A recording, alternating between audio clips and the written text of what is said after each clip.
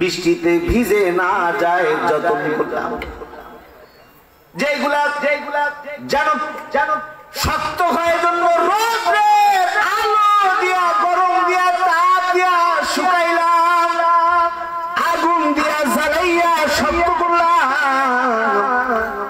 আল্লাহ এত মায়ার পাতিল তুমি ভাঙতে বললা, তাই ভেঙে ফেললাম। নিজের হাতে বানাইলাম আবার নিজের হাতে ভাঙলাম। তাই আমি পয়গম্বর নূহের বড় কষ্ট লাগতেছে, এমনকি চোখের কোনা পানি গড়ায় পড়তেছে।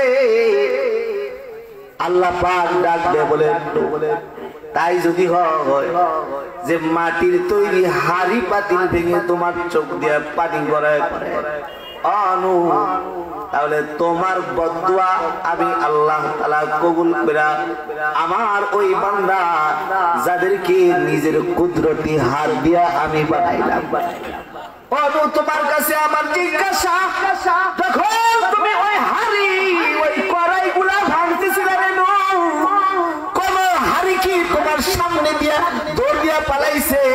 না মাওলানা, কোন হাড়ি দৌড় দিয়া পালাই নাই।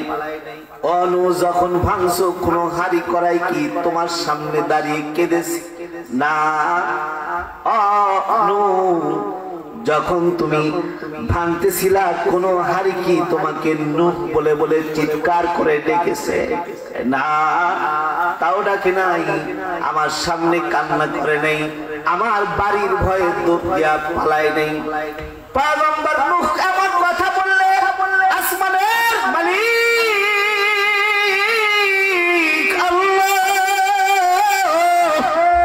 আল্লাহ পাক ডাক দিয়ে বলে,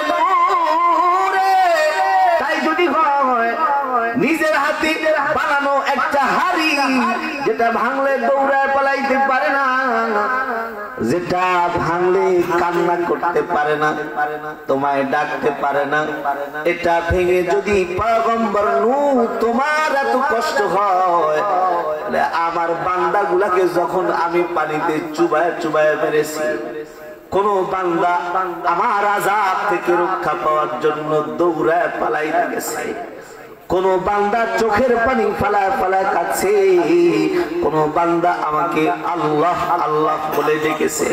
বলো রে নূহ, যে তোমার হাড়ি ভেঙে যদি এত কষ্ট হয়, যেগুলা কাঁদতে পারে না, দৌড়ায় পালাইতে পারে না, তোমারে ডাকতে পারে না, তাহলে আমি আল্লাহর বান্দা যেগুলা কাঁদতে পারে, ডাকতে পারে, দৌড়ায় পালাইতে পারে, বলো রে নূহ, আমার ওই বান্দাকে মেরে ধ্বংস করে দিয়ে আমি আল্লাহর কত কষ্ট হইতেছে।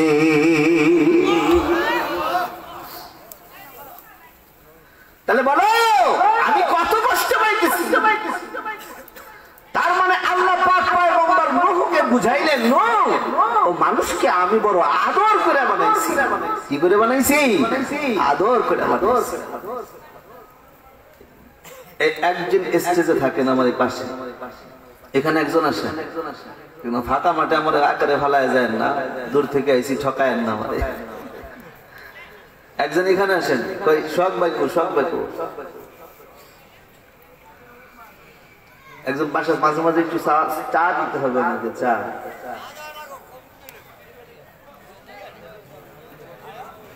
এই খাদেম বুদ্দাম নাই আছে?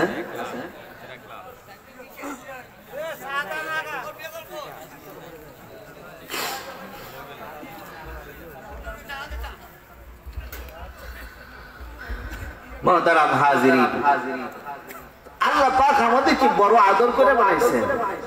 কত বড় আদর করে বানাইছেন? যত বড় আদর করে বানাইলে প্রত্যেকটা মানুষকে আল্লাহ পাক এক একটা জান্নাত দিতে পারেন, অত আদর করে বানাইছেন। পৃথিবীতে এমন কোন মানুষ নাই যার নামে মালিকের তরফ থেকে জান্নাত বরাদ্দ নাই। সবার জন্য জান্নাত বানাইছেন। যত মানুষ বানাইছেন অতগুলা জান্নাত বানাইছেন। আল্লাহু আকবার বলে, আল্লাহু আকবার, অতগুলা জান্নাত বানাইছেন। তার মানে কি হিন্দুর জন্য জান্নাত, খ্রিস্টানের জন্য জান্নাত বানাইছেন, ইহুদির জন্য? হ্যাঁ, যখন বানাইছেন তো তার নামে একটা জান্নাত বানাইছেন। কিন্তু হিন্দু, বৌদ্ধ, খ্রিস্টান, ইহুদি তার কুকর্মের কারণে তার নসিবের জান্নাতটা সে হারায় ফেলেছে। জান্নাত তো আল্লাহ দিয়েছিলেন, যখন বানিয়েছিলেন তার নামে বরাদ্দ ছিল জান্নাত, নিজের কর্মের কারণে জান্নাত পাইছে। বান্দা যে রাস্তা দিয়ে জান্নাতে যাবে ও রাস্তাটা বান্দার কাছে ওপেন করে দিয়েছে, দেখো এটা জান্নাতে যাওয়ার রাস্তা। এই পথ ধরে হাঁটলে তোমাকে আদর করে বানাইছি, যে মহব্বত করে বানাইছি, যে এই রাস্তা ধরে হাঁটলে তুমি একদিন আল্লাহ জান্নাতে চলে যাবে। যাদের ভেতরে জান্নাতে যাওয়ার আশা, ওদের যাররা গুনাহ হইলে পাগল হয়ে যায়, যাররা গুনাহ। আমি গত জুমায় বলতেছিলাম, এই যে গত জুমায় মসজিদে বলতেছিলাম যে আগের জামানার মানুষগুলোর পাপ হইতো কম, তওবা হইতো বেশি, ঠিক না ভাই? ঠিক। আর এখনকার মানুষের পাপের বন্যা বয়ে যায়, একটা দুইটাও তওবা হয় না। এমনও বান্দা আছে 40 বছর চলে গেছে, একদিনও আল্লাহর কাছে নিজের গুনাহের জন্য মাপ চাই নাই। আল্লাহ মাফ করে দাও, ভুল করেছি, মাফ করে দাও, বলে না। আর আগে আমার নবী, আপনার নবী, সরকারে দো আলম, সরদারে দো জাহান মুহাম্মদ মুস্তাফা সাল্লাল্লাহু আলাইহি ওয়াসাল্লাম হায়াতে কি যাররা গুনাহ করছেন? যাররা গুনাহ করছেন? অথচ নবী প্রতিদিন 70 থেকে 100 বার তওবার আমল। কয়বার? 70 থেকে 100 বার নবী প্রতিদিন তওবা করতেন। গুনাহের কারণে করতেন।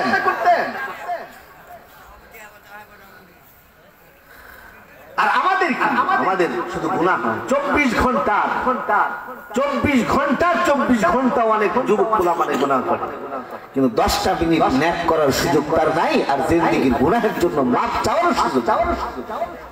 আল্লাহ নবী সরকারে দো আলমের কাছে একজন গুনাহ করে এসে স্বীকার করতেছে, নবী গুনাহ করছি, আমার শাস্তি দেন। এখনকার মানুষে গুনাহ করলে এটা ঢাকে, আর নেক করলে এটা ফ্ল্যাশ করে, সবাই জানায়।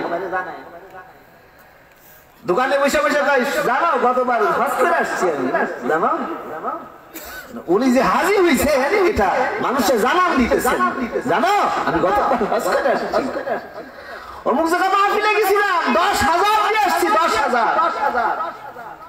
নেকটা ফ্ল্যাশ হয় আর গুনাহগুলা গোপন চলে যায়। আর আগেরকার মানুষ গুনাহ করলে কেমনে মাপ পাইবেন, কার কাছে গেলে মাপ পাইবেন, পাগল হয়ে যায়। নবীর কাছে একজন সাহাবী এসে বলতেছে, জানাই তুই ইয়া রাসূলুল্লাহ, ওগো আল্লাহর নবী, আমি জিনা করে ফেলেছি। ওই জামানায় বলতেছেন, যেই জামানার মানুষ জানে যে আমি স্বীকার করলে নির্ঘাত মৃত্যু ছাড়া আর কোনো পথ নেই, এটা জানতেন। দুধ চা না রে বা, ভালোবাসা দুধ চা দিস না। আমি কি তাহেরের মতো বলবো?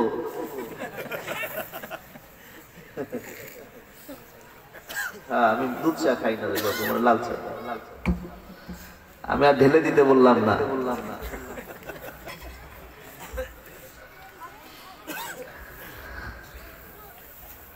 মহতারাম, কষ্ট হইতেছে? কষ্ট হলে বললেন, তাড়াতাড়ি ছেড়ে দিয়ে আমি তাড়াতাড়ি যাই। কতক্ষণ বাপ? সকালে? মানে হুজুর আপনি ওয়াজ করতে করতে মইরা যান, মাটি দিয়ে একটা মাজার বানাই। হ্যাঁ, মাজারের ব্যবসা তো সবচেয়ে ভালোই ব্যবসা। সিলেট চিটাগাঙ্গের ওইদিকে আমি শুনছি কুত্তা মরলে একটা মাজার হয়, নাম দেয় কুত্তা সার মাজার। কিসা? আমি এক বক্তার মুখ থেকে শুনছি, নকল করে শুনাইতেছি। আমাদের এক বক্তা গেছে এখানে যে দেখে সাইনবোর্ডে লেখা হাগা সার মাজা, পায়খানা সার মাজা। কিসা? মানে আমাদের বাগেরহাটের অঞ্চলে গ্রাম্য অঞ্চল যেগুলো আছে সেগুলো হাগা কয়, হাগু হাগু হাগু, হাগা সার মাজা। উনি অথবা কইছেন যে জিন্দেগিতে বহুত শাহ দেখলাম, এটাও শাহ হয়। জিজ্ঞাসা করতেছে যে ভাই এইটা কেমনে শাহ হইল, হাগা কেমনে শাহ হইল? কুত্তা নাই শাহ হয়, ঘোড়া নাই শাহ হয়, শিয়াল নাই শাহ হয়, কিন্তু হাগা কেমনে শাহ হয়? হুজুর, এই এলাকায় খবিসে বাস করতো, এত বড় খবিস জিন্দেগিতে ভুলেও কোনোদিন পশ্চিম দিকে পড়ে নাই। মানুষ তো ভুলেও পড়ে, ও ভুলেও কোনোদিন পশ্চিম দিকে পড়ে না। নিজে তো জাহান্নামে গেছে আর এলাকার মানুষ কতগুলো জাহান্নামে গেছে, ঠিক নাই? পাপ করতে করতে ওজন হেত হইছে যে একদিন বাথরুমে যে বসছে আর ভাঙা চুরা পড়ছে, যেইখানেই পড়ছে ওইখানে হাবুডুবু খায়া পড়ছে। এলাকাবাসী চিন্তা করছে সারা জীবন করলি আকাম কাম আর মরলি ওই জায়গায়, ওইখান থেকে তোর আর উঠাবো না, মাটি চাপা দিয়ে ফেলাইছে। কিন্তু ঠিকই কিছুদিন পরে তার ভক্তবিন্দু সাইনবোর্ড একটা টানায় দিছে, হাগা সার মাজা।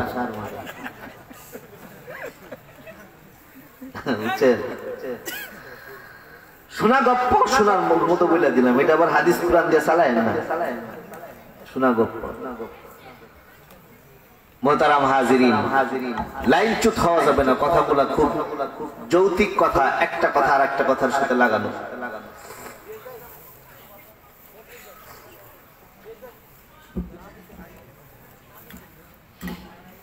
আল্লাহর নবীর কাছে সাহাবী আসছে, আয়েশা বলে জানাই তুই ইয়া রাসূলুল্লাহ, ওগো আল্লাহর নবী আমি জিনা করছি। নবী তার থেকে চেহারাটা ঘুরায় লইলেন, না মুমিন কখনো জিনা করতে পারে না। নবী বলে না, মুমিন কখনো জিনা করতে পারে না। সাহাবী আবার সামনে এসে দাঁড়ায় বলে ওগো আল্লাহর নবী, না আমি জিনা করে ফেলেছি। নবী আমার বলে না, মুমিন কখনো জিনা করতে পারে না। নবী বুঝায়, চেহারাটা ঘুরায় নিলেন।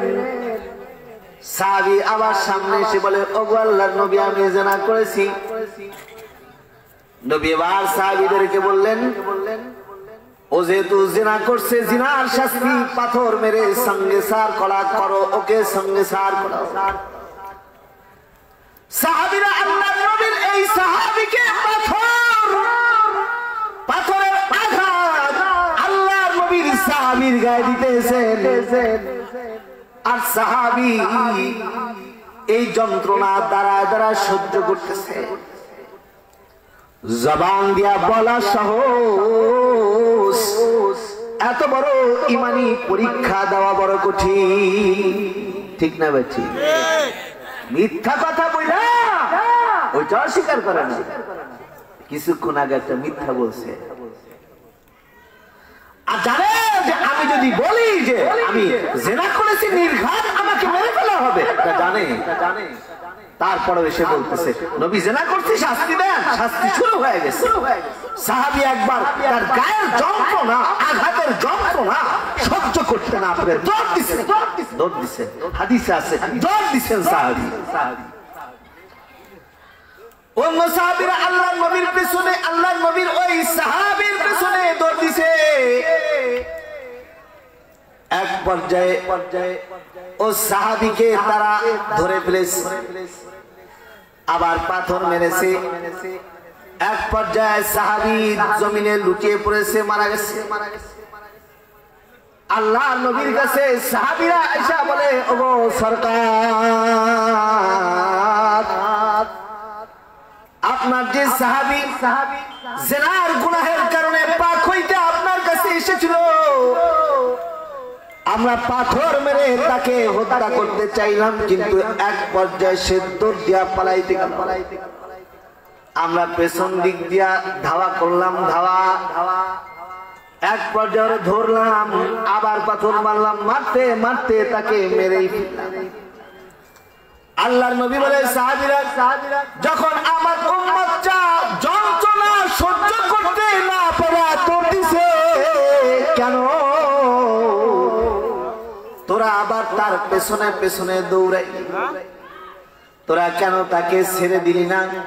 তবে শোন সাহাবীরা রে, আমার যেই বান্দা, আমার যেই উম্মতটা নিজের গুনাহ পাপ করার জন্য পাথরের সামনে দাঁড়াইতে তৈয়ার হয়ে যায়, ও আল্লাহর কাছে এত বড় তায়েব বান্দা হয়ে গেছে।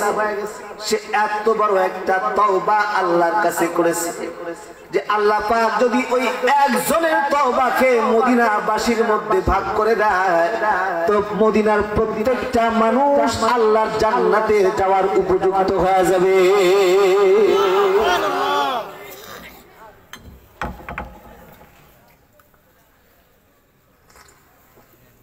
আগেরকার মানুষই গুনাহ করলে এটা প্রকাশ করার জন্য পাগল হতো, কারণ ওদের জান্নাতে যাইতে হবে। দুনিয়ায় আমাদের কাছে দুনিয়া বড়, আর তাদের কাছে পরকাল।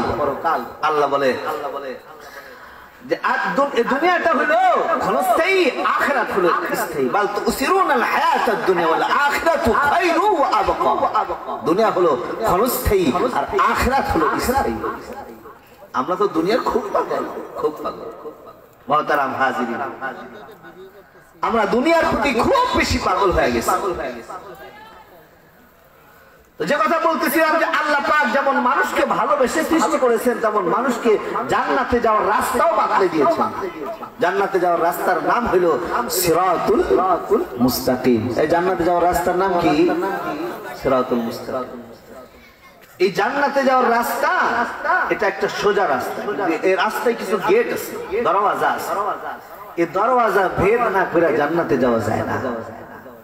এই জান্নাতে যাইতে গেলে এই দরওয়াজাগুলো ক্রস করে করে করে করে দরওয়াজা খুলে খুলে খুলে খুলে তারপরে জান্নাতে যেতে হয়। এর আগে জান্নাতে যাওয়া যায় না। সিরাতুল মুস্তাকিম যে রাস্তাটা আল্লাহ পাক দাঁড় করিয়ে দিয়েছেন, কিছু দরওয়াজা আছে, দরওয়াজা খুলো তারপরে জান্নাতে যাইতে হবে। তার প্রথম যে দরওয়াজা, ও দরওয়াজা বা গেটটার নাম হলো ঈমান। প্রথম গেটের নাম কি?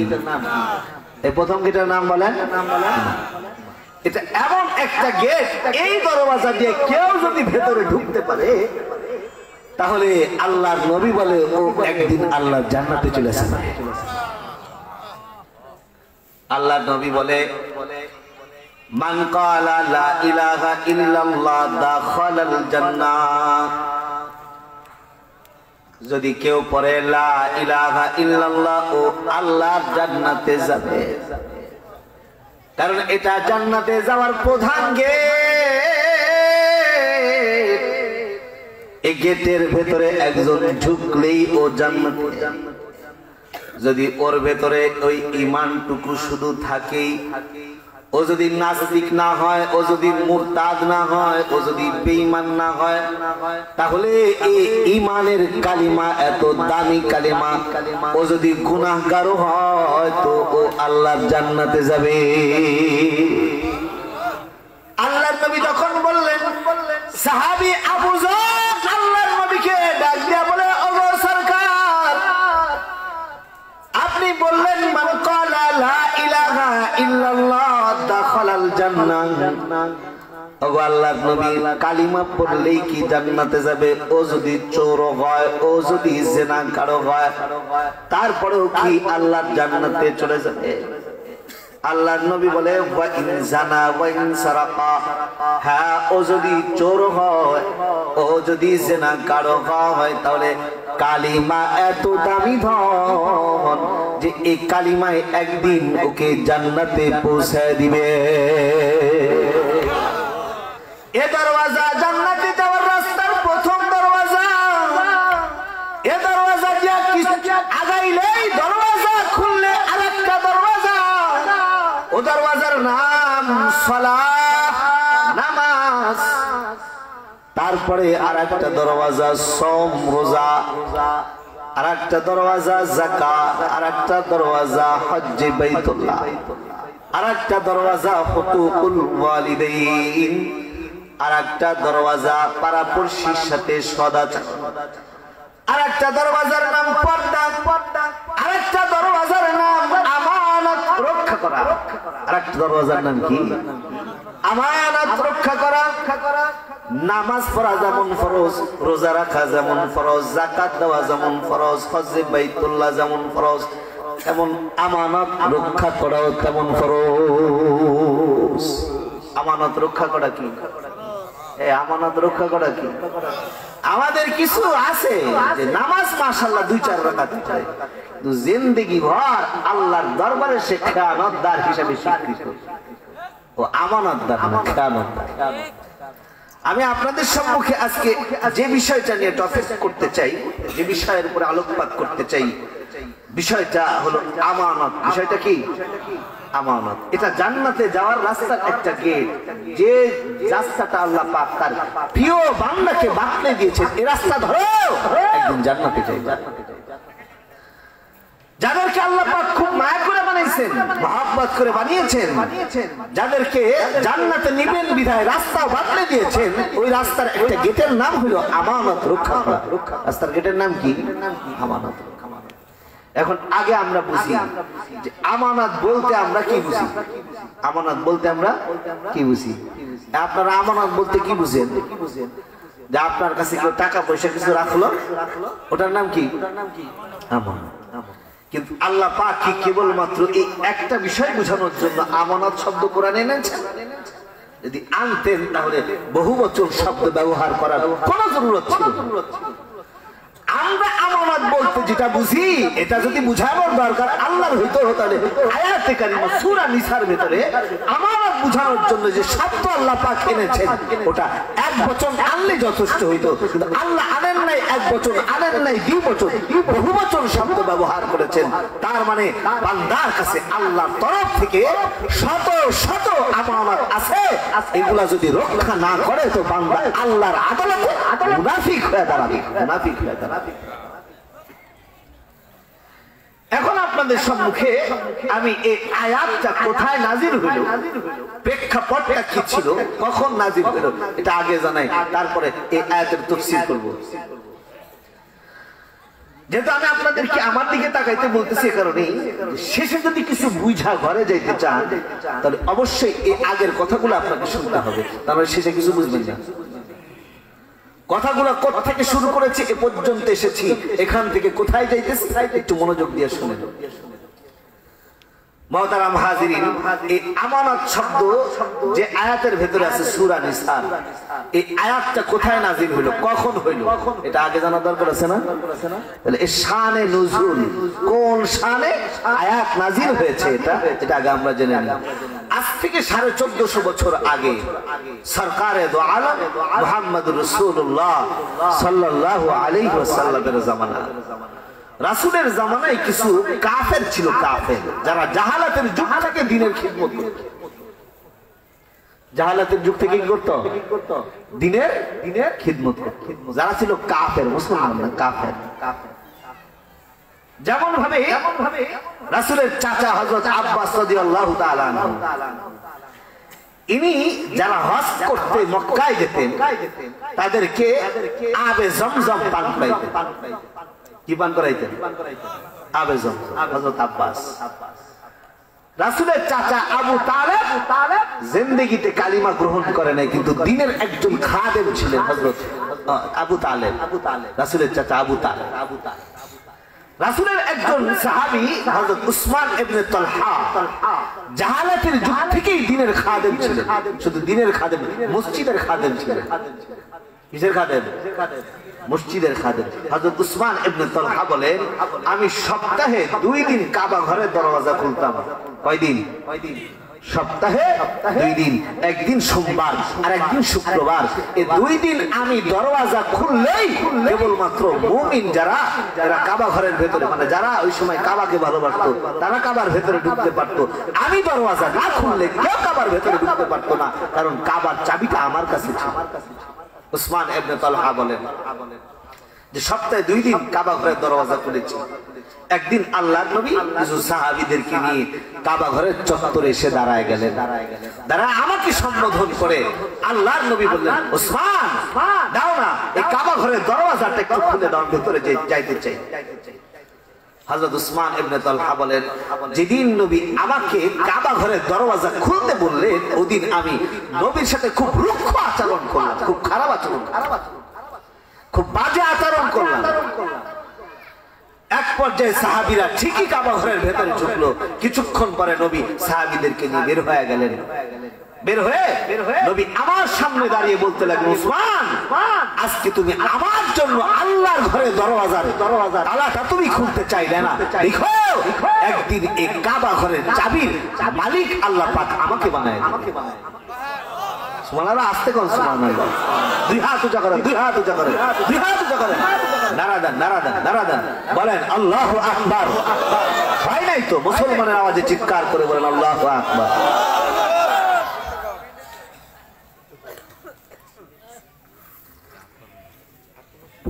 আল্লাহর নবী বললেন, উসমান আজকে কাবা ঘরের দরওয়াজাটা আমার জন্য খুলতে চাইলে না। দেখো একদিন এই কাবা ঘরের দরওয়াজার চাবির মালিক আল্লাহ পাক আমাকে বানায় দিবে।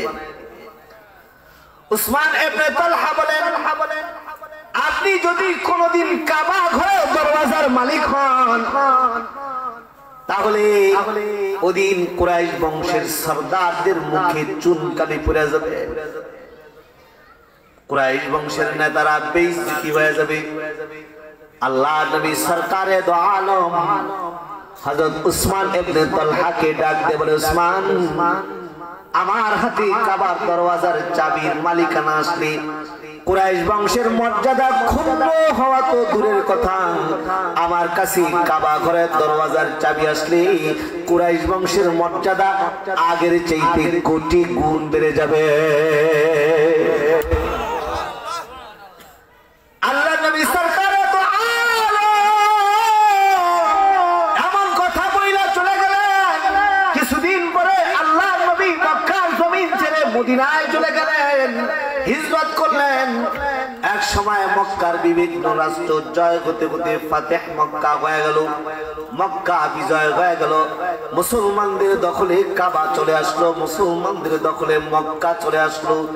আল্লাহ নবী সরকারে দো আলম আবার মক্কা ভূমিতে জন্মভূমিতে প্রবেশ করলেন। জন্মভূমিতে প্রবেশ করে কাবার চত্বরে কাবা ঘরে দরওয়াজার সামনে আবার আল্লাহ নবী দাঁড়ায় পড়লেন। উসমান ইবনে তালহার আমনা সামনে দাঁড়িয়ে আল্লাহ নবী সরকারে দো আলম ডেকে ডেকে বলতে লাগলেন, উসমান দাও না এখন ও কাবার চাবিটা আমি নবীর কাছে দিয়া দাও, কারণ এখন আমি নবী হইলাম পুরা মক্কা জমিনে অধিপতি, দাও চাবিটা আমার কাছে দিয়া দাও। উসমান ইবনে তালহা বলেন, এক বর্ণনা আছে উসমান ইবনে তালহা আল্লাহর নবীর হাতে এমন করে চাবিটা দিয়ে দিলেন। আর এক বর্ণনা আছে যে উসমান ইবনে তালহা আল্লাহর নবীকে চাবি দিবে না বিদায় দৌড় দিয়া কাবার ছাদের উপরে উঠে গেলেন। হযরত আলী আল্লাহর নবীর চাচা জাত ভাই জামাতা হযরত আলী উসমান ইবনে তালহার পেছন দিক দিয়া ধাওয়া কইরা কাবার উপরে গিয়া ধরলো। হযরত উসমান ইবনে তালহার হাত থেকে চাবিটা ছিনাইয়া কাইরা আল্লাহ নবী সরকারে দো আলমের হাতে হযরত আলী চাবিটা আবার ফেরত দিয়া দিলেন। হযরত আলী সে আল্লাহ নবীর হাতে চাবিটা দিলে আল্লাহ নবী সরকারে দো আলম কাবা ঘরের দরওয়াজা খুললেন। কাবার ভেতরে গিয়ে 2 রাকাত শুকরানা নামাজ আদায় করলেন। কিছুক্ষণ পরে আল্লাহ নবী কাবা ঘরের ভেতর থেকে বের হয়ে আসলেন, আবার কাবার গেটে দাঁড়ায় পড়লেন। কাবার গেটে আল্লাহর নবী যখন দাঁড়াইলেন হযরত ওমর বলেন, হযরত ওমর ডাক দিয়ে বলে, আল্লাহর নবী যখন কাবার গেটে এসে দাঁড়ালো, আমার নবী সরকারে দো আলম কাবার গেটে দাঁড়ায় দাঁড়ায় সূরা নিসার এই আয়াতখানা তেলাওয়াত করলো, যে আয়াতখানা আমি আপনাদের সম্মুখে খুতবার মধ্যে তেলাওয়াত করেছি। আল্লাহর নবী কাবার গেটে দাঁড়ায় দাঁড়ায় তেলাওয়াত করতে শুরু করে দিল, ইন্নাল্লাহা ইয়া'মুরুকুম আন তুওয়াদ্দুল আমানাতি ইলা আহলিহা। হযরত ওমর বলেন, আল্লাহর নবী কাবার দরওয়াজার গেটে দাঁড়াইয়া এই আয়াত তেলাওয়াত করছে। আমি নবীর জবান থেকে এর আগে এই আয়াত কোনদিন শুনি নাই। আল্লাহর নবী এই আয়াত কারিমা তেলাওয়াত করছে, তার মানে আমি বুঝে ফেললাম যখন নবী কাবা ঘরের ভেতরে ছিলেন কোথায় নবীর উপরে এই আয়াত নাজিল হয়েছে। আমি আপনাদের কাছে জিজ্ঞাসা করতে চাই, পৃথিবীর মধ্যে সবচাইতে দামি জায়গাটা কোন জায়গা? মসজিদ। মসজিদের সেরা মসজিদ কোনটা? কাবা। মসজিদের সেরা মসজিদ কোনটা? কাবা। এই কাবা যেখানে 1 রাকাত নামাজ পড়লে 1 লক্ষ রাকাত নামাজ পড়ার সব হয়। সুবহানাল্লাহ। আসতে বলেন সুবহানাল্লাহ, আরেকটু আসতে বলেন সুবহানাল্লাহ। এক রাকাত পড়লে কয় রাকাত? 1 লক্ষ রাকাত পড়লে। এখানে কেউ যদি গুনাহের বোঝা লইয়া জিয়ারত করতে যায়, হজটা যদি কবুল করাইতেই পারে, যখন ও ফিরে তো ওর জিন্দেগির সব গুনাহ মাফ হয়ে যায়, সব গুনাহ। একজন দাঁড়ান, আপনাদের ভেতর থেকে একজন দাঁড়ান, এটা যুবক ভাই দাঁড়ান তো, এই আপনি দাঁড়ান, দাঁড়ান, আপনি দাঁড়ান, জোরে একটা তাকবীর দেন, নারায়ে তাকবীর দেন।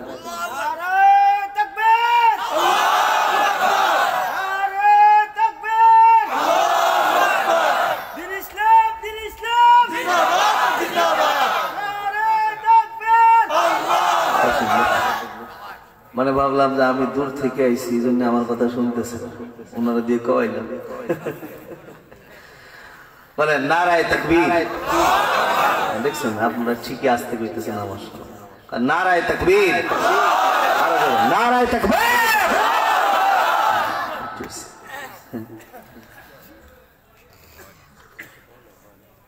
মুহতারাম হাজিরিন, হযরত ওমর বলেন যখন নবী কাবার গেটে দাঁড়াইছেন তখন এই আয়াত তেলাওয়াত করছেন। হযরত ওমর বুঝাইলেন দামি জায়গায় এই আয়াত অবতীর্ণ হয়েছে, পৃথিবীর মধ্যে সবচেয়ে দামি জায়গা যেটা, ওইখানে এই আয়াত অবতীর্ণ হয়েছে। আয়াতটা যেমন দামি, জায়গাটা যেমন দামি, আয়াতটাও তেমন দামি, আয়াতটা তেমন দামি। হাবিবে কিবরিয়াকে দেখে কাবার ভেতরে আল্লাহ পাক নিয়ে আয়াত নাযিল করে হাবিবকে বুঝাইলেন, দোস্ত এক্ষুনি কাবার ভেতর থেকে বাইরে যাও আর উসমান ইবনে তালহার সামনে দাঁড়ায় যাও, কারণ তুমি কাবা ঘরের চাবির মালিক ঠিকই তুমি এখন, কিন্তু এখন তুমি এই আমানতটা আবার রক্ষা করে এই উসমান ইবনে তালহার হাতে আবার চাবিটা ফিরায় দাও।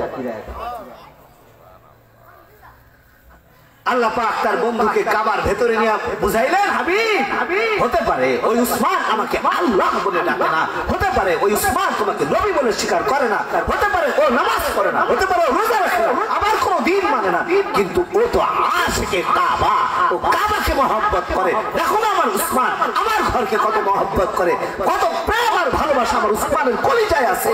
দীর্ঘদিন যাবত আমার ঘরের দরওয়াজা খুলতে আর লাগাইতে, খুলতে আর লাগাইতে লাগাইতে যে মহব্বত হয়েছে, চাবি দিবে না বিধায় দৌড় দিয়া পালাইছে, আর ও হলো আশিকে কাবা। আমি আল্লাহ তোমাকে নির্দেশ করতেছি, এখন তোমার হাতের চাবিটা ওই উসমান ইবনে তালহার হাতে আবার ফিরিয়ে দাও, আর তাকে বলে দাও আজ থেকে কিয়ামত পর্যন্ত এই কাবা ঘরের চাবি তার বংশ পরম্পরা কিয়ামত পর্যন্ত তার খুন তাদের দেহের ভেতরে থাকবে, এই কাবার চাবিটা তাদের কাছে। তাদের আল্লাহু আকবার। এটা হলো এই আয়াতের শানে নুজুল, বুঝছেন? আয়াতটা কোথায় নাজিল হইছে বলেন? কোথায়? কাবা ঘরের বাইরে না ভেতরে? দামি জায়গায় দামি আয়াত নাজিল করে আল্লাহ পাক বুঝায়, বান্দা তোর কাছে অনেক আমানত আমি আল্লাহর তরফ থেকে আছে, এগুলা যদি আদায় না হয় মুনাফিকের খাতায় কিন্তু তোর নাম পড়ে যাবে। এখন আমি আর আপনি তো জানি যে টাকা পয়সা ছাড়া আমানত হয় না, এইগুলাই শুধু আমানত না, এগুলা একটা আমানত না। যদি একটা আমানত বোঝানোর দরকার হইতো তাহলে আল্লাহ পাক আমানাতুন বললে হয়ে যাইতো। আল্লাহ পাক কালামে এনেছেন আমানাতুন, মানে বান্দা তোর কাছে অনেক আমানত আছে আমি আল্লাহ। একটু খুলে খুলে এই আমানতে দুই চারটা বলি ইনশাআল্লাহ, শুনবেন তো? কি কি আমানত আপনার কাছে আছে আপনি শুনবেন না? এখানে যারা বসছেন এমন কোন মানুষ এখানে নাই যার কাছে আল্লাহর আমানত নাই, বুঝছেন না? এই যুবক ভাই তোমার কাছে কি আছে? আমানত আছে। বুড়া আপনার কাছে আমানত আছে, বাবাজি আপনার কাছে আমানত আছে, মৌলভী সাহেব আপনার কাছে আমানত আছে। আমানত থেকে কেউ খালি না, সবার কাছে আল্লাহর আমানত আছে। প্রথম নাম্বার আমানত, এক নাম্বার খেয়াল করতেছেন, এক নাম্বার আমানত আপনার কাছে যে হায়াত আছে, হায়াত, এই হায়াতের মালিক আপনি না আপনার আল্লাহ। দিয়েছেন কে? আল্লাহ। এটা কি হেলাই খেলাই যেথায় সেথায় কাটিয়ে দেওয়ার জন্য না, এটা ওই জায়গায় ব্যবহার যেখানে আল্লাহ পাক নির্দেশ দিয়েছেন কোথায় ব্যবহার করার জন্য। এই হায়াত এটা কি আমল। এজন্য হাসরের ময়দানে যখন বান্দা দাঁড়াবে তখন প্রথম প্রশ্ন বান্দার কাছে করা হবে, বলো হায়াত নামক দৌলত কোন কাজে ব্যয় করেছো, জবাব দাও। এজন্য আল্লাহর নবী সরকার বলে মরার আগে এই হায়াতের মূল্যায়ন করো ও হায়াতাকা ক্বাবলা মাউতিক মরার আগে এই হায়াতের মূল্যায়ন করো কারণ এটা তোমার কাছে আমানত যদি আমানতের সদ্ব্যবহার না হয় আল্লাহর দরবারে খানদার হয়ে দাঁড়াবে মুহতারাম হাজিরিন এজন্য শরিয়াতে ইসলামে আত্মহত্যা জায়েজ নেই কারণ হায়াতের মালিক কোন বান্দা না নিজের জীবন নিজের জিনিস নষ্ট করন যায় আর একজনের জিনিস নিজে নষ্ট করন যায় না ওটা আমানত এজন্য আত্মহত্যা মহাপাপ যুবক ভাই একটু খেয়াল করে শুনো তোমরা যারা ছ্যাঁকা খায়া জীবন দাও কি খায়া জীবন দাও ছ্যাঁকা খাইছে পরে বিষও খাইছে ছ্যাঁকা শুধু না বিষ মিশে